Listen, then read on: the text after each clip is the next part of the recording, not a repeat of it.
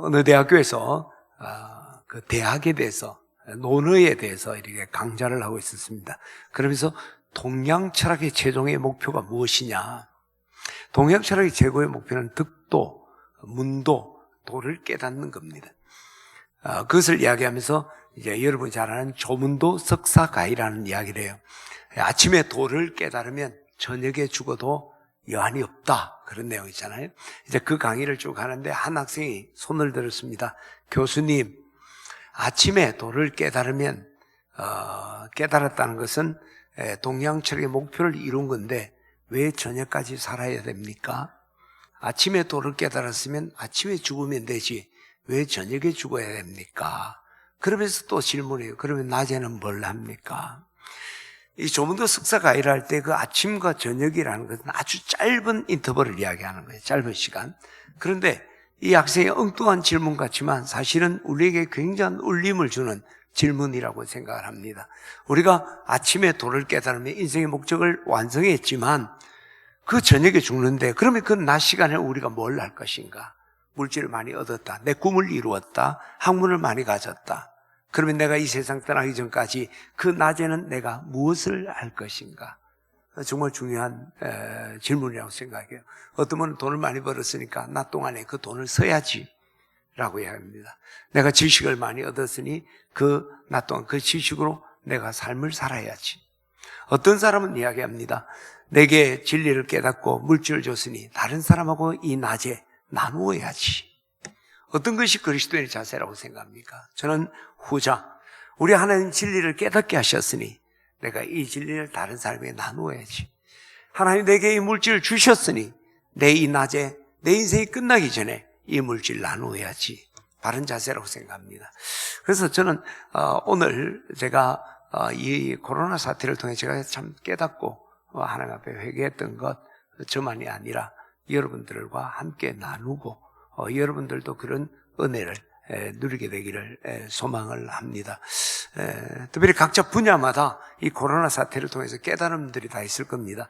경제를 전문가들은 경제 문제에서, 또 의료진들은 이 의학적인 문제에서 깨달음이 있었을 거예요. 저는 목사로서 영적인 깨달음, 하나님이 코로나 사태를 통해 하나님께서 저에게 들려주신 말씀, 제가 그 말씀을 가슴에 받고 많이 회개하고 또 새로운 모습으로 도전하는 결심을 했습니다. 오늘 제가 이 말씀을 여러분과 나눌 때 여러분에게도 그런 은혜가 있기를 바랍니다. 특별히 오늘 본문 말씀은 요시아는 8살에 왕이 됩니다. 요시아가 왕이 돼서 먼저 성전 정화를 하죠. 성전을 깨끗하게 수리를 하게 됩니다. 그때 수리하는 사람이 거기서 율법책을 발견합니다. 그 율법책을 hilkiah에게 그리고 사반에게 와서 그 사반이 이 요시아 왕에게 그 율법책을 읽어줘요. 그 율법책을 듣는 동안에 요시아가 옷을 찢으면서 회개를 하게 되죠. 그때 하나님께서 이 요시아, 이 땅에 내리고자 하는 진노를 요시아가 그 진노 가운데 피할 수 있는 은혜를 주는 게 오늘 본문 말씀입니다. 자, 여러분 19절을 여러분 다 한번 봅시다. 19절입니다. 시작. 내가 이곳과 그 주민에게 대하여 빈터가 되고 저주가 되리라 한 말을 내가 듣고 마음이 부드러워져서 여호와 앞 곧 내 앞에서 겸비하여 옷을 찢고 통곡하였으므로 나도 내 말을 들었노라. 여호와가 말하였느니라. 그러므로 보라, 내가 너로 너의 조상들에게 돌아가서 평안히 머실로 들어가게 하리니 내가 이곳에 내리는 모든 재앙을 내 눈이 보지 못하리라 하셨느니라 하니 사자들이 왕에게 보고하니라. 하나님 앞에 통회하고 회개했을 때 하나님의 진노의 자리에서 그를 피하게 하시고 건져주신 내용입니다. 오늘도 우리가 코로나 사태를 해서 참 여러 가지 많이 힘들어요. 우리가 남의 이야기만이 아니라 바로 우리의 이야기고 우리의 불편함이 있고 고통이 있어요. 왜 이런 일이 이루어졌는지 생각하고 또 우리가 회개한다면, 하나님이 우리를 치료한다면, 우리 이 땅이 거루터기잖아요. 우리가 이 땅의 기둥이잖아요. 우리가 치료돼야지 이 땅이 치유되는 거예요. 우리가 무너지면 대책이 없는 거예요. 다시 한번 우리가 묵상하는 시간 되기를 바랍니다. 제가 첫 번째 깨달았던 것은 코로나 바이러스 앞에 참 인간이 무기력하다 하는 것을 깨달았습니다. 코로나 바이러스가 횡행하니까 그 앞에 현대과학도, 의학도, 정치, 경제, 통상, 외교 모든 것이 그냥 무기력하게 속수무책으로 무너져 버렸습니다. 제가 이 상황을 보면서 우리가 정말 21세기를 살아가고 있는 것이 맞는가 하는 한 느낌이 들 정도로 그 코로나, 어떻게 보면 심각하지만 또 감기보다 조금 더 심한 그런 것 앞에 온 사람들이 꼼짝달싹 못하고 무기력하게 속수무책으로 무너지고 있는 모습을 보게 됩니다. 그것을 보면서 제 마음속에 하나님 주시는 말씀은 창세기 7장에 보면 하나님께서 홍수를 통해서 노아 때 홍수를 통해서 그 인류를 심판하는 내용이 나오죠. 보면 우리 같이 한번 읽어보면 좋을 것 같아요. 7장 22절입니다. 시작. 육지에서 그 코에 생명의 기운에 숨이 있는 것은 다 죽었더라. 숨 쉬는 거 다 죽었다 이 말이죠. 이번에 코로나도 사실 호흡기에 관한 바이러스잖아요. 숨이 다 죽었다. 29 시작. 지면의 모든 생물을 썰어버리시니 곧 사람과 가축과 기는 것과 공중의 새끼라. 이들은 땅에서 썰어버림을 당하였을 때 오직 노아와 그와 함께 방주에 있던 자들만 남았더라. 사람, 생축, 땅에 기는 것, 공중의 새까지 다 썰어버렸더라. 오늘 우리가 겪는 그런 어려움인 것 같습니다. 왜 그랬을까? 왜 하나님이 다 썰어버렸을까? 여러분, 아담 타락 이후에 이 땅에는 이제 사람이 번성하기 시작하는데 두 계보의 사람이 있습니다. 아담에게는 가인이 있었고 아벨이 있었고, 근데 가인이 아벨을 죽이고 난 뒤에 셋을 하나님 주시는데 가인은 불경건한 자들의 후손이 되는 거예요. 그리고 하나님의 선택받은 백성의 후손들은 셋의 후손이 그 계보를 잇는 거예요. 근데 이 땅에 불경건한 가인의 후손과 경건한 셋의 후손이 같이 살고 있었어요. 근데 경건한 하나님의 백성이라고 하는 셋의 후손들이 그 불경건한 가인의 딸들의 아름다움을 보고 자기가 좋아하는 대로 모든 여자들을 아내로 삼게 되는 거죠. 하나님께서 그것을 보시면서 내가 이제 나의 영이 사람들과 영원히 같이 있지 않을 것이다, 그렇게 말하죠. 여기서 나의 영이라는 것은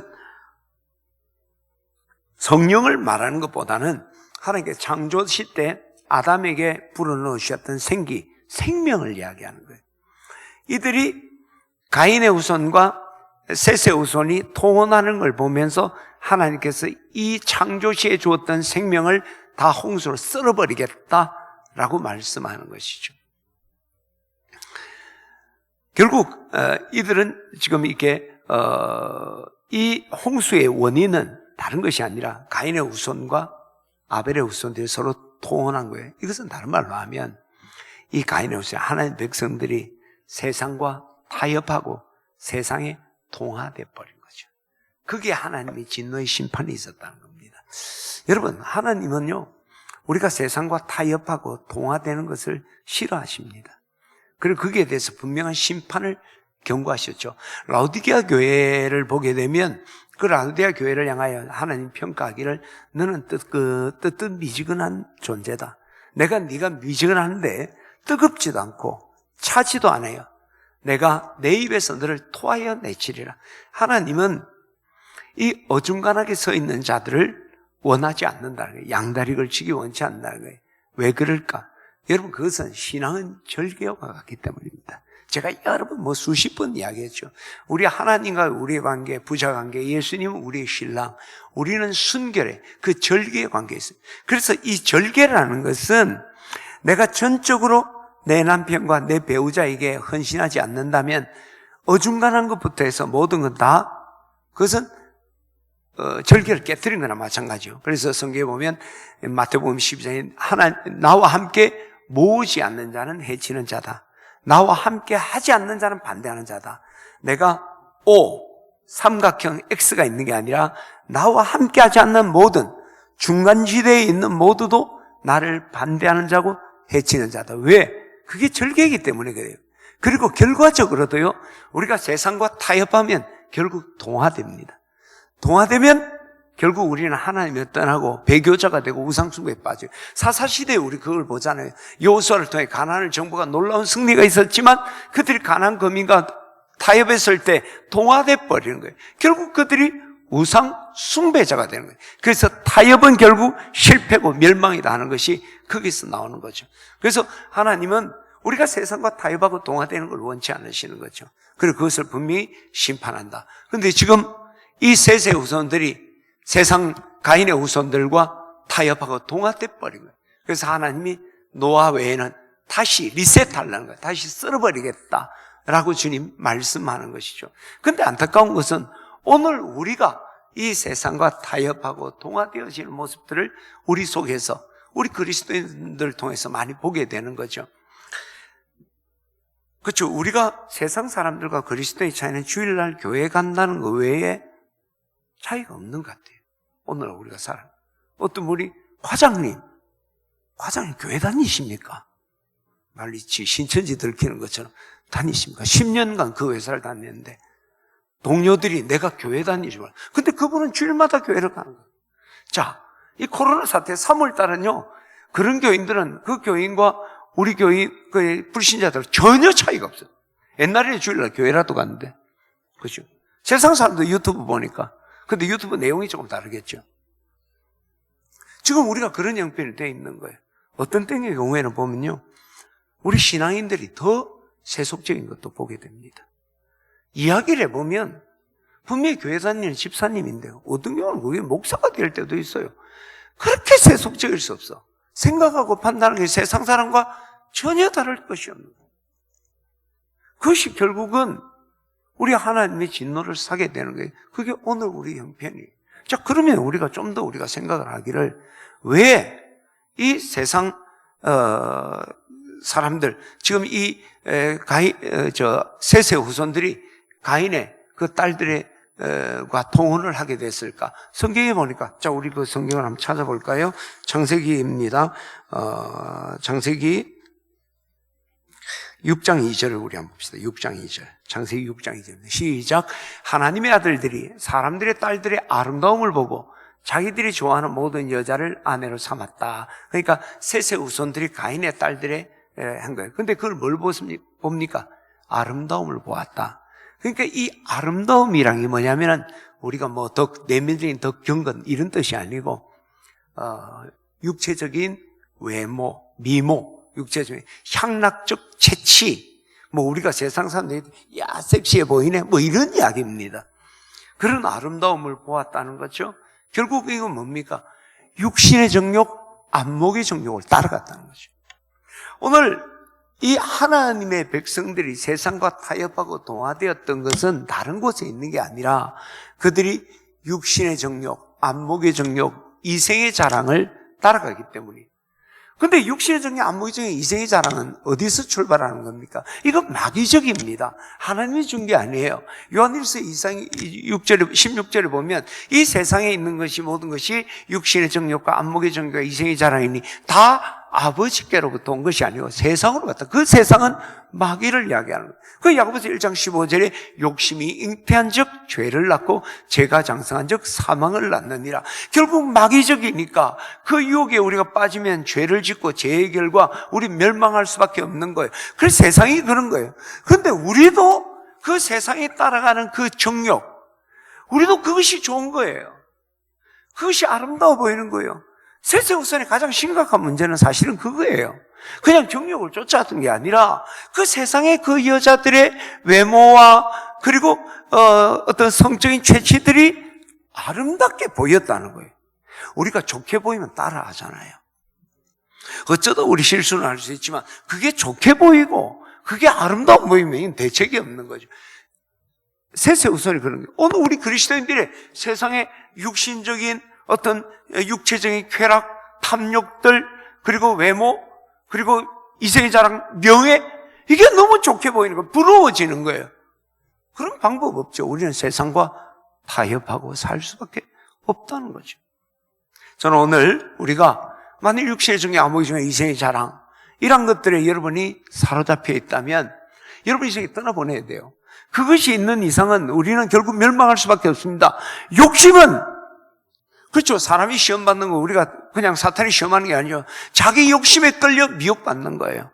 그리고 그 욕심이 결국 죄를 낳고 죄는 사망을 낳는 거예요. 떠나보내게 되기를 주의 이름으로 축원합니다. 그런데 그보다 우리가 하나님의 백성이라면 우리가 육신의 정욕을 떠나보내는 것만이 아니라 근본적인 해결을 해야 되죠. 그것이 뭡니까? 우리가 성령으로 충만해지는 거죠. 자, 우리가 에베소서 5장 16절을 우리가 함께 보도록 하겠습니다. 에베소서 5장 16절입니다. 자, 시작. 세월을 아끼라, 때가 악하니라. 정신 바짝 차리라. 뭐 이런 말이에요. 쉽게 이야기하면 17절 시작. 그러므로 어리석은 자가 되지 말고 오직 주의 뜻이 무엇인가 이해하라. 네가 하나님의 백성이라면 세상 사람들 따라갈 것이 아니라 하나님의 뜻이 무엇인가 하는데, 세상 사람들, 세상에 속했고 우리는 하나님의 나라의 시민이고 하나님께 속한 자라면 하나님의 뜻을 찾아야 되지 않느냐? 그러면 하나님의 뜻이 뭐냐? 18절 여러분 잘 아는 말씀이죠. 시작. 술 취하지 말라. 이는 방탕한 것이니 오직 성령 충만함을 받으라. 그렇죠. 우리가 이 세상 사람들은 정욕을 따라가고 세상의 가르침, 세상의 욕망을 따라 살아가는 거예요. 그리고 결국 멸망하는 거예요. 이 세상 불탈 때 너도 불타겠구나. 그러나 우리는 주의 뜻을 찾으니까 육신의 욕망들, 육신의 정욕, 안목의 정욕, 이생의 자랑, 이게 술 취하는 거 아니에요? 그것을 다 버리고 성령으로 충만함을 받을 때 하나님의 백성으로 하나님의 영이 내 안에 가고 그 영의 인도함 받을 때 우리가 승리의 삶을 살게 될 줄 믿습니다. 할렐루야. 저는 이번 교회를 통해 여러분들이 성령으로 충만하게 돼서, 여러분 우리가 이 땅에 기둥이고 거루터기인데 우리가 무너져 버리면 이 땅은 희망이 없는 거예요. 그때는 여러분 이 기둥을 세워놨어요. 이 기둥이 자기가 피곤하다고 바닥에 좀 누워있겠대. 집 무너지는 거잖아요. 기둥은 이것을 버티고 있는 거예요. 오늘 우리가 이 세상을 살리기 위한 기둥이고 거루떡인데 우리도 세상 사람처럼 한번 누워보겠다는 거예요. 세상 속에 있겠다는 거예요. 그럼 와르르 무너지는 거예요. 오늘 이 땅의 무너짐이 바로 그게 있다는 거 우리가 기억해야 됩니다. 그냥 코로나 바이러스, 저게 중국에서 왔느냐 미국에 왔느냐 이게 중요한 게 아니에요. 하나님의 진노의 채찍이라는 것 우리가 영적으로 분명히 깨닫고 우리가 다시 영으로 충만하기를 축원합니다. 그럼 성령 충만하려면 어떻게 할까? 제가 2월에 구체적인 이야기했죠. 성령으로 충만하면 감사하십시오. 시와 찬미와 신령한 노래로 날마다 찬양하고 감사해라. 그리고 피차 경외하라, 존중하라. 감사와 존중이 성령으로 실제적으로 충만케 하는 거다. 오늘은 보다 근본적이고 우리가 정말 성령으로 충만하면 그 영이 무엇인지를 알아야 돼요.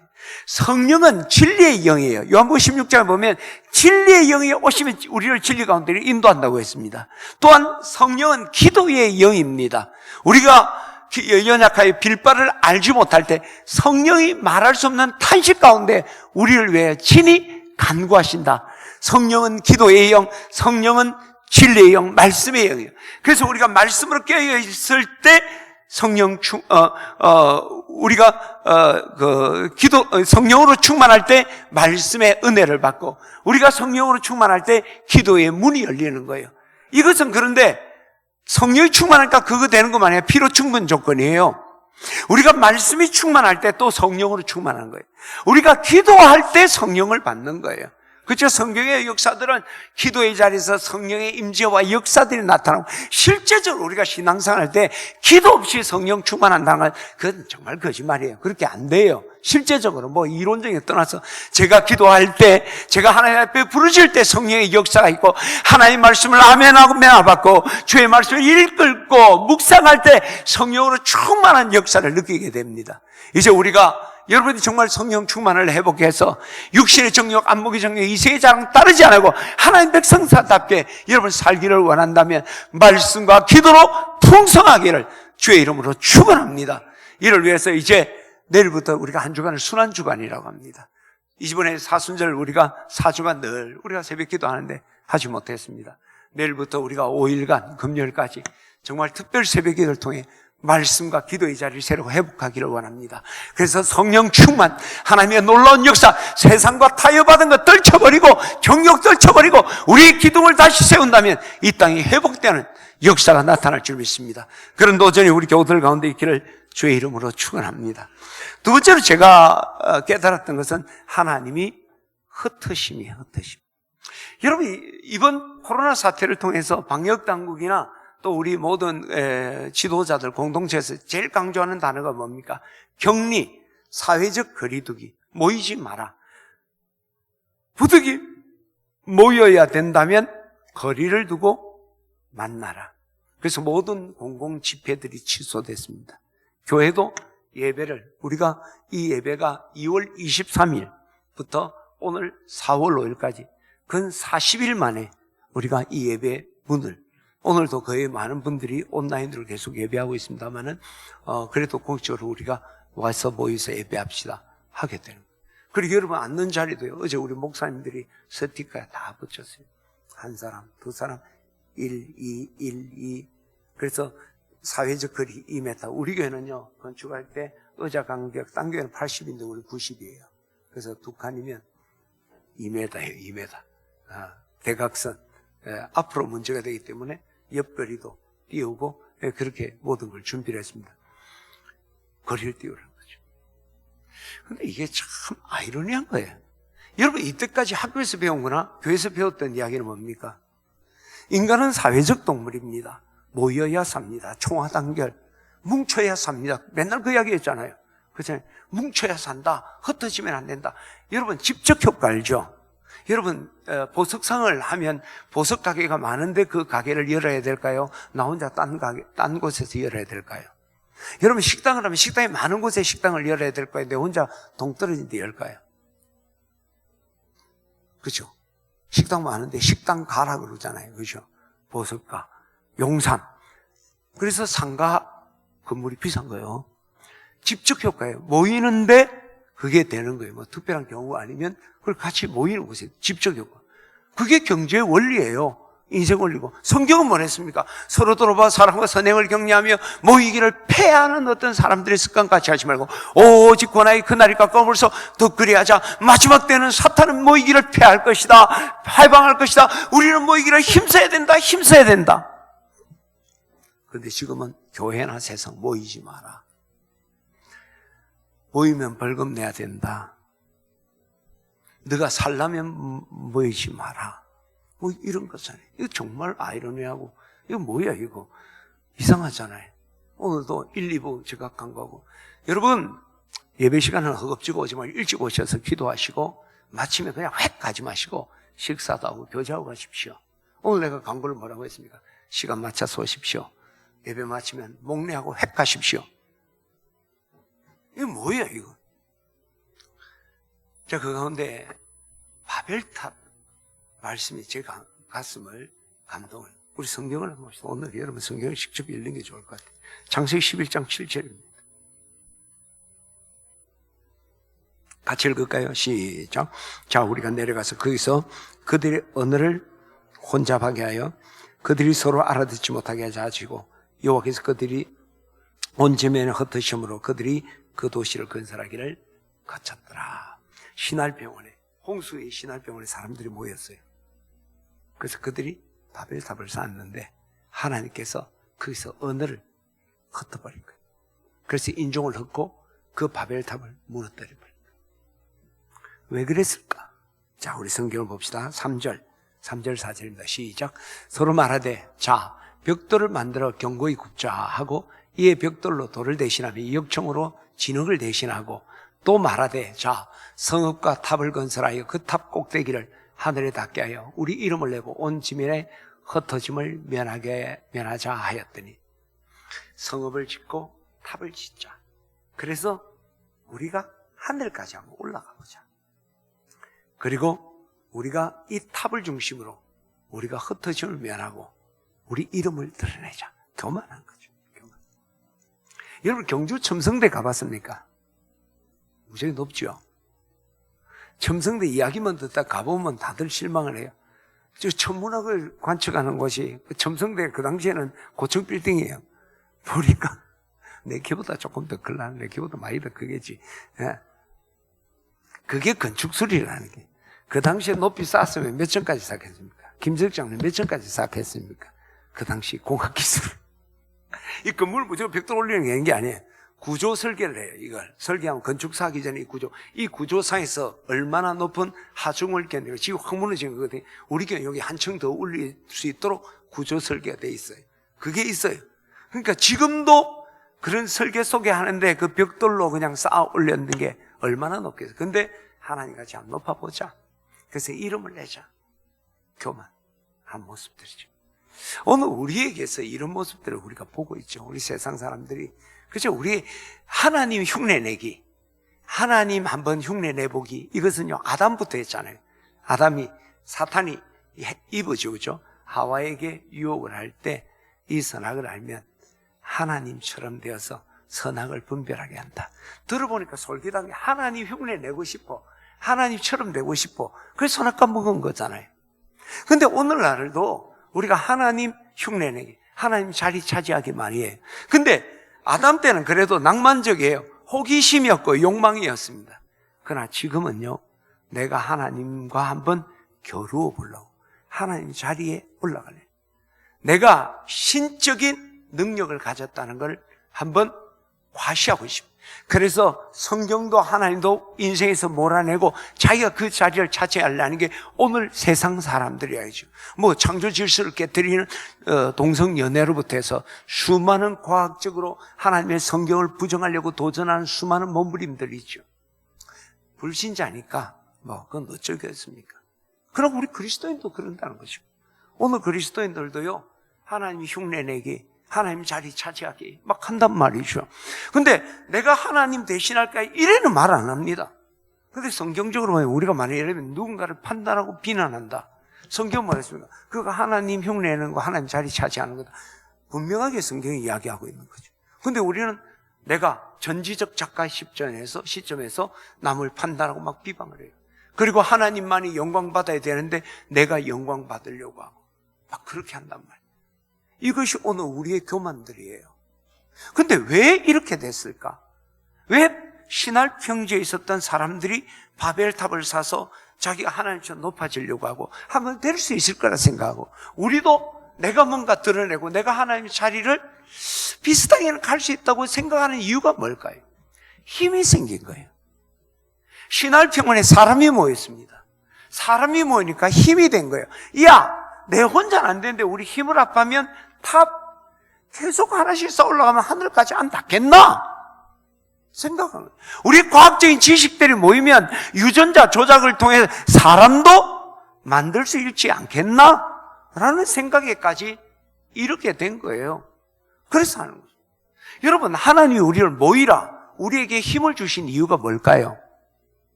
서로 들어가 사랑과 선행을 격려하기 위한 겁니다. 오늘 하나님 우리를 모이라는 건 홀로 힘이 없어서 우리가 힘을 합해서 교만하고 우리가 하나님의 자리를 차지하고 흉내내라는 게 아니라 우리가 도리어 더 서로 돌아봐서 사랑과 선행을 서로 격려하고 그들과 힘을 합해서 하나님의 거룩한 일, 세상 사람들을 돕고 하나님의 영광 돌리라고 그렇게 한 거예요. 근데 오늘 우리는 사람들이 모이고 돈이 모이고 기술이 축적되니까 도리어 하나님을 대적하고 자기가 하나님의 자리에 올라가네. 에이, 저것들 신할 평지에 모아놨다면 저거 흩어버린 거죠. 그리고 그 과시하려는 건 무너뜨린 거예요. 오늘 교회도 똑같아요. 교회도 왜 우리 교회를 성장하게 하시고 축복하시고 목사님을 영향 있게 만듭니까? 사랑과 선행을 격려해서 정말 사람을 섬겨 하나님께 영광 돌리라고 그렇게 한 거잖아요. 근데 교회가 그저 목사님도 목에 기부스를 하고 뭔가 옛날에 그 참 겸손한 목사님인데 어느 날부터 군림하려고 시작하고 자기가 드러나고 막 그냥 소리가 커지고 막 그런단 말이죠. 하나님이 그것이 힘 주신 목적이 아니에요. 동역자를 붙여주고 교회를 성장하게 한 거 아니잖아요.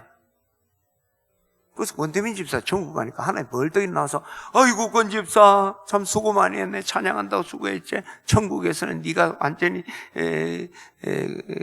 더 영향이 있을 거라고 막 칭찬해. 제가 천국 가니까 하나님이 강 목사 왔나? 이러고 가만 앉아 있는 거예요. 내가 기분이 나빠서 하나님 권 집사는 그렇게 환영을 하더니 와 나는 그렇게 시큰둥하게 합니까? 하나님 내가 일어나면 네가 내 자리에 앉을 것 같아서 불안해서 자리 뺏길까 봐 안 일어났다. 오늘날 이게 웃음소리 같지만 목사들이 영적 지도자 하나님의 자리에 앉아서 군림할 어떤 해외 관광객이 외국 관광객이 이제 서울을 방문해서 그 이제 그 가이드가 그 서울 야경을 구경시키기 위해서 남산 꼭대기 올라갔어요. 그 야경을 보니까 우리나라는 빨간 십자가 무지하게 많이 보이지 않나요? 네온 십자가. 이제 이것도 하나의 문화예요. 이거 뭐예요? 하니까 이거 교회 십자가예요. 근데 왜 빨간색이에요? 예수님 보혈 생각해서 십자가를 다 빨간 거로 했습니다. 그래요? 이야, 참 많다. 그리고 보니까 한 큰 교회는 보니까 빨간 네온 십자가 아니라 콘크리트로 만든 흰 십자가 딱 돼 있는. 우리 교회도 흰 십자가잖아요. 저거는 왜 십자가 흰색입니까? 저 교회는 예수님의 보혈이 필요 없는 그런 교회라서 흰 십자가입니다. 유머를 여기. 우리가 그렇잖아요. 힘들고 어려울 때 하나님 도와주십시오. 그 보혈의 강물로 보혈로 나를 적셔주시고 그 보혈로 나에게 힘과 능력을 더해 주십시오. 보혈의 은혜 하나님 사모하고 우리가 부르짖었습니다. 어느 날 힘이 생기고 교인들이 늘고 교회가 커지니까 보혈보다 우리의 능력이 내 기술, 내 테크닉으로 모든 걸 해내려고 하는 타락한 교회가 돼버려요. 하나님, 아이고 배렸네, 큰일 났네 하시면서 하나님께서 우리를 흩으시고 무너뜨린다. 여러분 반드시 기억해야 합니다. 하나님은 주를 위하여 영광을 위하여 모으시고 힘을 주신 거예요. 그리고 그걸 통해 주님 존귀케 하는 거예요. 근데 우리가 교만하고 내가 스스로 나를 높이려면, 여러분 기억하세요? 내 스스로 나를 높이려면 하나님은 반드시 나를 무너뜨리시고 그리고 우리를 흩어버리고 힘을 빼는 거예요. 따라서 우리가 정말 하나님 높이시는 그 존귀함, 우리가 그것을 이루려고 하면 교만이 아니라 겸손. 젊은 자들아, 그러므로 젊은 자들아, 너희들이 장로들에게 순복하고 겸손으로 너희 허리를 동이라. 하나님은 교만한 자를 대적하시되 겸손한 자에게 은혜를 베푸시느니라. 그러면 너희 하나님의 능하신 손아래에 겸손하라. 때가 되면 너희를 높이리라. 할렐루야. 저는 오늘 우리 진해 집내 교우들이 오늘 이 땅에 여러 가지 분열들, 격리, 이것을 보면서 바벨탑 생각해야 돼요. 교만 때문에. 내가 많은 걸 가졌는데 어느 순간 잃어버렸다면 내가 이것 때문에 교만해지잖아요. 없을 때, 가난할 때, 우리 목사들 모여서 포럼을 할 때 그거 한번 했어요. 젊을 때 그렇게 존경을 받았는데 교회가 성장하고 영향력이 있고 난 뒤에는 교인들이 이렇게 영향력이 있고 좀 조심은 하는데 존경이라든지 사랑하는 마음은 식어진 거예요. 교회가 조그만 교회 때나 우리 목사님 사랑해요 하고 막 했는데 교회가 1000명이 치면 3000명 되면서 그냥 저기 계신 목사님 하지 그렇다고 우리 목사님 그렇게 없다. 그거 갖고 우리 포럼 했다니까 정말. 왜 그래요? 그래서 제가 그때 그 연찬으로 참석해서 그 이야기를 했어요. 우리가 제자 훈련하면서 교회가 많이 성장하고 교인들이 성장했는데 성장시켰는데 문제는 나는 그 자리에 있었다. 나도 같이 성장하고 기독교의 성장은 겸손을 이야기하는 거야. 내가 그만큼 인격이 같이 커져야 되는데 나는 그 자리에 있고 교인들을 여기서 여기까지 다 올려. 저는 이제 우리 진해 집내 교회가 이런 교만함을 버리고 겸손함으로 하나님 높이시는 교회 되기를 축원합니다. 중요한 것은 그럼 겸손이 무엇이냐? 정말 겸손이면 하나님의 능하신 손아래 겸손하라. 이것은요, 우리가 예수님이 나의 머리 되시고 주인 되심을 분명하게 인정하고 그에 합당하게 사는 거예요. 이게 겸손입니다. 여러분, 내가 주님 되심을 인정할 때 겸손할 수밖에 없죠, 그죠? 주인이고 나는 종입니다. 그리고 우리가 주인 되심을 인정할 때, 주님께서 나의 머리 되심을 인정할 때 우리는 함께 모이게 돼요. 내가 누군가의 동역자를 찾을 때 되는 게 아니라 예수님이 나의 주인 되시고 성도들이 주인 되시면 우리 몸된 교회, 우리 지체잖아요. 다 머리와 함께 연결이 되면 온 지체가 이 머리의 지시를 받으면 하나 되어지는 역사가 있는 거예요. 여러분 중풍이 걸리면 박수를 칠 때도 이게 엄마잘 치잖아요. 근데 뇌의 기능이 정확하고 모든 지체의 신경세포가 다 연결이 되면 어때요? 전혀 문제가 없는 거죠. 거기서 하나됨이 있고 거기서 하나님의 역사가 이루어질 줄 믿습니다. 여러분, 이 바벨탑 사건을 통해서 옛날에 구음이 하나였습니다. 언어가 하나였는데 바벨탑 사건 때부터 언어가 다 나누어져서 민족이 흩어지게 되잖아요. 그런데 그 바벨탑 이후에 언어가 하나로 하나됨이 회복된 역사가 일어난 때가 있어요. 언제입니까? 역사적으로. 사도행전 2장에 보게 되면 성령이 강림했을 때 이제 예루살렘에 120 성도들이 방언을 하잖아요. 지금 여러분이 하는 방언은 고린도 교회 방언, 못 알아듣는 방언이고, 그때 방언은 이 사람들 갈릴리 사람들이 방언을 하는 거예요. 그런데 듣는 사람들이 오늘날 말하는 미국 사람은 미국 말로 들리고 일본 사람은 일본 말로 들리는 동시통역이 일어난 거예요. 흩어졌던 언어가 여기서 하나가 되는 거예요. 성령이 충만한 역사가 있을 때. 그리고 이것이 언어만 하나 되지 않았어요. 이 성령의 역사가 있을 때 사도행전 2장 4장 마음과 뜻이 하나가 됐다고 했습니다. 유무상통했어요. 2개 가진 사람 2개를 내 것이라 하고 남에게 내어주고 또 받고 완전한 하나 된 공동체, 성령의 압도적인 지배를 받을 때, 그때는 그래서 에베소 4장 3절 성령이 하나 되게 하신다 그러죠. 성령이 하나 되게 하신 걸 힘써 지켜라. 근데 성령이 압도적인 역사가 나타난 걸 우리가 다르게 표현하면 뭐예요? 하나님이, 예수님이 내 심령과 내 삶의 주인 되신 거예요. 예수님이 나를 주인 되시고 내가 그분의 종으로서의 그 고백이 정말 이루어질 때 그것이 성령으로 충만한 것이고 성령이 압도되는 것이고 성령이 하나 되게 하신 역사가 우리 가운데 일어나게 되는 거죠. 할렐루야. 저는 오늘 우리 교우들이 정말 하나님이 높이시는 자 되려면 하나님이 능하신 손 앞에 겸손한 주님, 예수님께서 나의 머리가 되시고 주인 되심을 인정하고 그게 합당하게 사는 거예요. 사람들 이야기를 하죠. 예수님은 나의 구주라고 그래요. 구세주고 주인이라고 그래요. 그래서 Savior. 우리는 예수님은 나의 Savior, 나의 구원자이십니다. 맞아요. 그리고 여러분 그것을 여러분 받아들여요. 근데 또 주인이라고 고백해요. 그러나 사실은 내 삶에 예수님이 주인 되지 못할 때 많아요. 예수님 나의 주인이라면 예수님이 나의 감정의 주인입니다. 예수님이 나의 물질의 주인입니다. 예수님이 나의 시간의 주인입니다. 내 감정이 차오를 때, 부정적인 감정이 올 때, 내 감정의 주인은 예수님이니까 그 주인의 명을 따라야지 참자. 내가 물질에 여러 가지 유혹을 받을 때 이 물질의 주인이 예수님이지 주님의 뜻대로 거룩하게 써야지. 또 살아간 내 지식도 내 삶의 자리의 주인도 예수님이지. 그것을 정말 인정하는 사람 삶이 차원이 다르게 돼.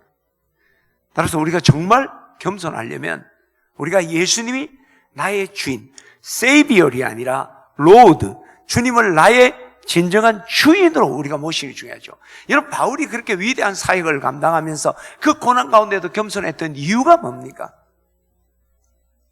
바울은요,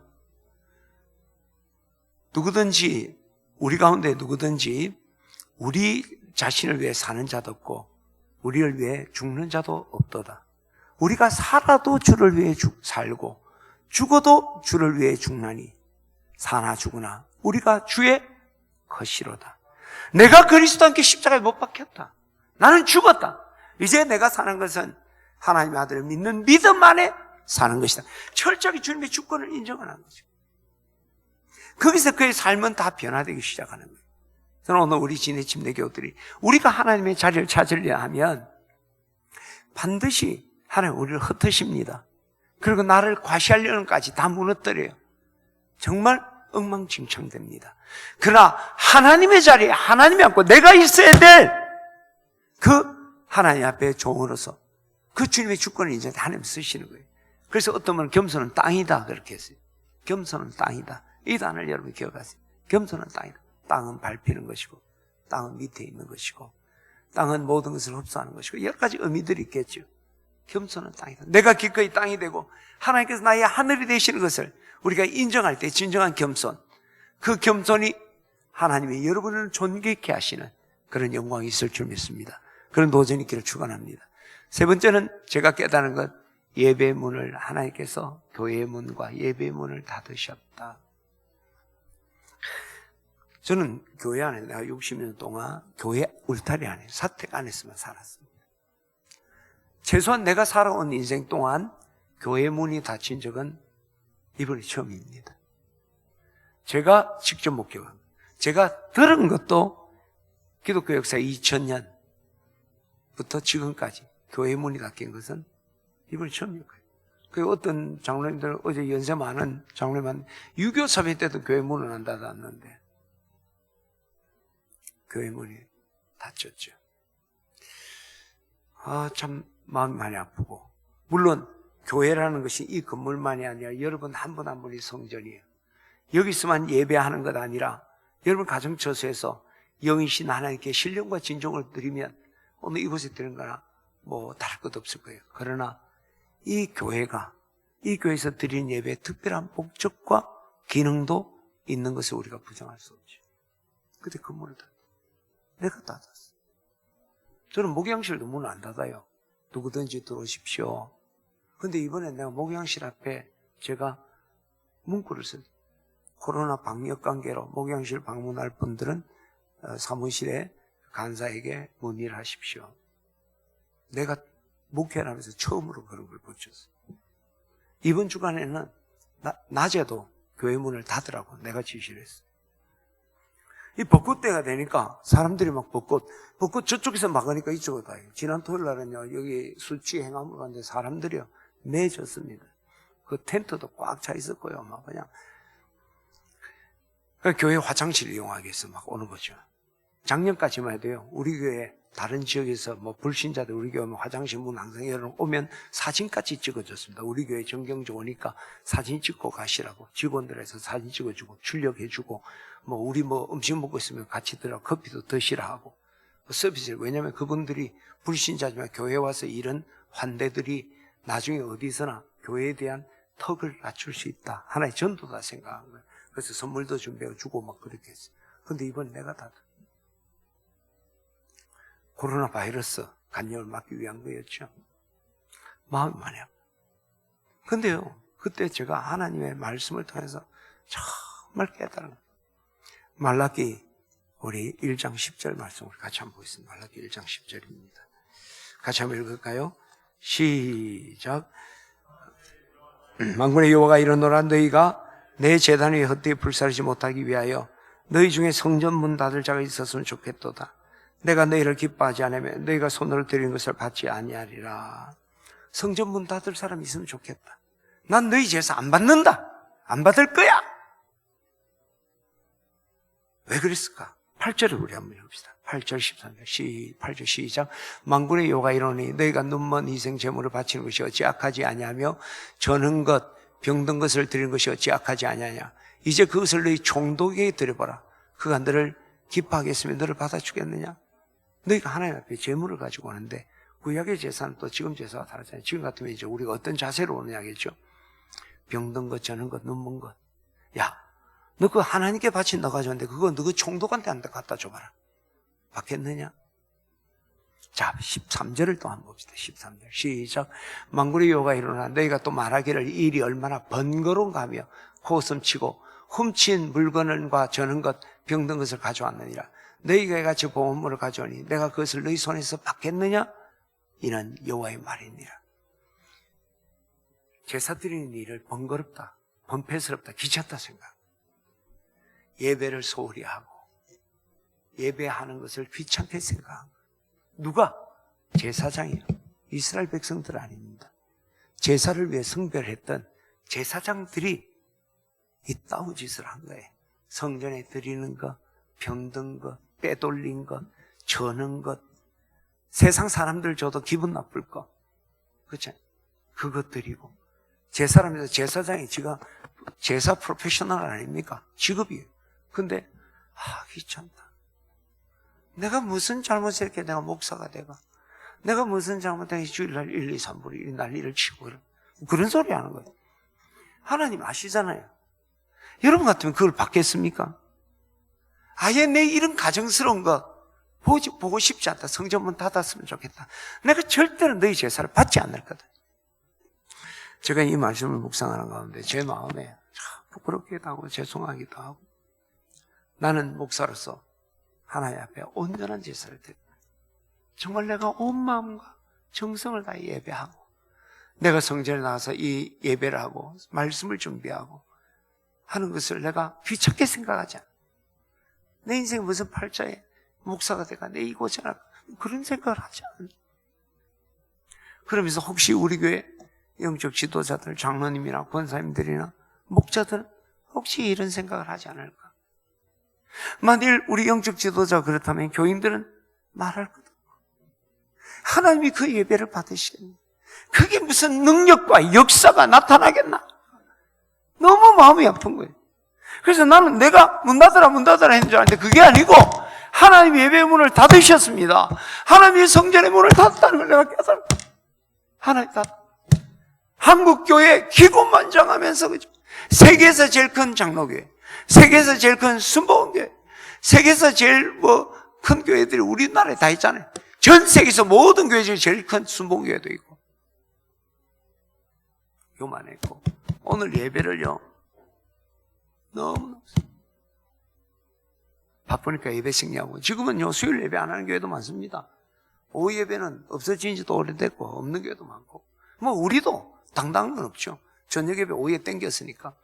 우리 아버님 맨날 그랬어요. 오후 예배 드리는 교회들 보면서 야 니는 밥을 아침에 점심 끝까지 한꺼번에 먹나? 저녁 예배는 저녁에 먹을 밥이고 아침은 아침에 뭐 내가 지금 뭐라고 있습니까? 물론 여러 가지 필요들 사정들이 있죠. 그러나 분명한 사실은 우리가 자꾸 뒤로 물러서고 있고 그리고 무엇보다 소량보다 이 하나님 예배를 귀찮은 거로 생각한다. 그래 귀찮나? 나도 너희 예배 받는 거 좋지 않다. 자 그러면 우리가 여기서 끝내자. 하지 마라. 나시. 여러분 이것은요 우리가 하나님께 버림받고 책망받는 문제만이 아닙니다. 여러분 우리의 아픔과 고통이 치유되는 자리는 저는 예배의 자리라고 확신합니다. 성경도 그렇게 이야기해요. 예배의 자리, 하나님과의 만남의 자리에서 하나님 소경이 눈을 뜨고 자칫 장애인들이 일어나고 수가성 우물가 여인이 생수의 비밀을 알게 되고 하나님을 만난 자리, 예배의 자리에 일어난 거예요. 우리는 그 예배의 자리에 제사장이, 이 땅의 제사장이에요. 너희는 왕같은 제사장이래죠. 세상 사람들은 우리를 통해서 그 예배의 자리를 소개받고 그 예배의 자리에 나와 하나님 만나서 하나님의 지혜와 능력을 받는 거예요. 근데 내가 하나님께 예배를 소홀히 하고 귀찮게 함으로 예배가 내가 무너져 버린 거예요. 이 땅의 희망의 불씨를 우리가 꺼버린 거예요. 지금 이 땅의 사람들은 예배 관리가 너무너무 기가 막혀요. 이번에 6월에요. 6월 초에 기어 축제 서울 강화문에서 합니다. 기어 축제 알죠? 동식연회자 난리 발광을 치잖아요. 그냥 행진하는 거 아닙니다. 뭐 정말 그 리오 축제, 브라질 리오 축제보다 더 난잡하게 해요. 그걸 서울시에서 광화문 광장에 허락을 했어요. 6월 초에. 올림픽도 치러라는데 다 취소됐잖아요. 교회는 고소하고 지금은 기동대들이 가서 지키잖아요. 문제되는 교회. 야, 처사가 왜 이러냐? 그것 이야기하기 전에 교회가 이렇게 천시받게 돼요. 여러분, 유교 제사 드리는 사람들한테, 자, 장손이 제사 드릴 때가 온라인으로, 둘째, 셋째는 집에서 온라인으로 제사한다. 실시. 좋다 하겠습니까? 세상 마귀 우상한 데 절하는 것도 그런데, 온라인이 나쁘다는 이야기는 아니에요. 우리가 피치 못한 온라인 해야 되죠. 그러나, 우리가 하나님께 나와 예배하는 가치가, 기어 축제만 못한. 이게 우리가 이단 집단입니까? 제가 스스로 우리가 법적으로, 오늘도 여러분 법적으로 철저하는 게 우리가 철저하고 누가 말하더라도 당당히 말하기 위한 거예요. 근데 우리가 이렇게 예배의 가치를 왜 그랬어요?